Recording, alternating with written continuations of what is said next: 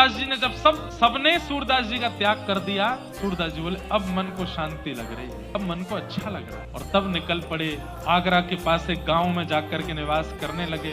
अब किसी का भविष्य भूत वर्तमान नहीं बताते, उनको पता चल भी जाता है फिर भी नहीं बताते, केवल भजन करते हैं ठाकुर जी का। 30 वर्ष के आसपास की आयु हो गई, तब जाकर के मन में फिर से एक विकार लगा कि कुछ कमी है, कुछ जैसे मानो रह गया हो। तब पूछने लगे अपने आप से कि क्या रह रहा है, क्या छूट रहा है। तब मन से आवाज आई कि अभी तक तुम्हारे गुरु नहीं मिले, तुम्हारे जीवन में सदगुरु नहीं आए। तब इच्छा हुई कि मैं किसको गुरु बनाऊं। सूरदास जी के मन में विषाद हो रहा था कि मेरे जीवन में गुरु नहीं है।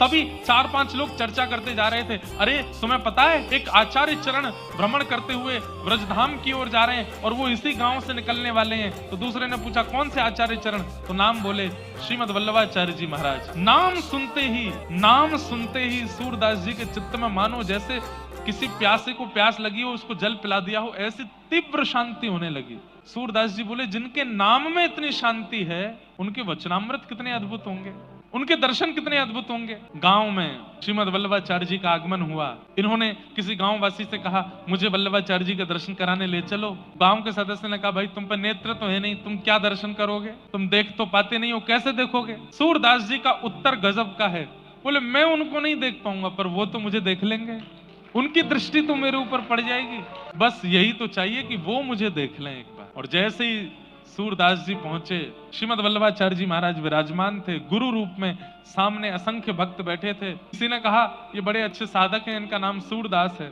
और आंसू कवि किसको कहते हैं, जो तुरंत रचना करके गा देता हो, तुरंत रचनाएं करके बना देता हो, उसको आंसू कवि कहते हैं। और ये आंसू कवि हैं। वल्लभाचार्य जी बोले अच्छा इधर आओ। सूरदास जी लठिया लेके गए, बैठ गए, कुछ सुनाओ। सूरदास जी तुरंत गाने लगे, कौन कुटिल खल कामी मौसम, कौन कुटिल खल कामी, जो तन दियो ताहि बिसरायो, ऐसो नमक हरामी।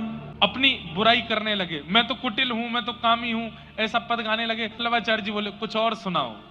हरि जी में पतितन को सरताज। वल्लभाचार्य जी महाराज सामने बैठे बैठे बोले, हमारी ब्रज भाषा का शब्द है, बोले गिघियाए क्यों रहे हो, मतलब सिंपैथी पाने के लिए अपनी इतनी निंदा क्यों कर रहे हो। मैं ऐसा हूं, मैं वैसा हूं, इतने दीन दुल्लर तिल्लर होकर के इतनी बुराइयां अपनी कर रहे हो, अरे कुछ अच्छा सुनाओ, कुछ ठाकुर जी की लीला सुनाओ। सूरदास जी बोले मैंने आज तक यही सब गाया है। सूरदास जी बोले मैंने आज तक ऐसे ही पद गाए हैं, ठाकुर जी के बल का, प्रभाव का जिसमें वर्णन हो या फिर अपनी निंदा जिसमें हो। गोस्वामी वल्लभाचार्य जी बोले एक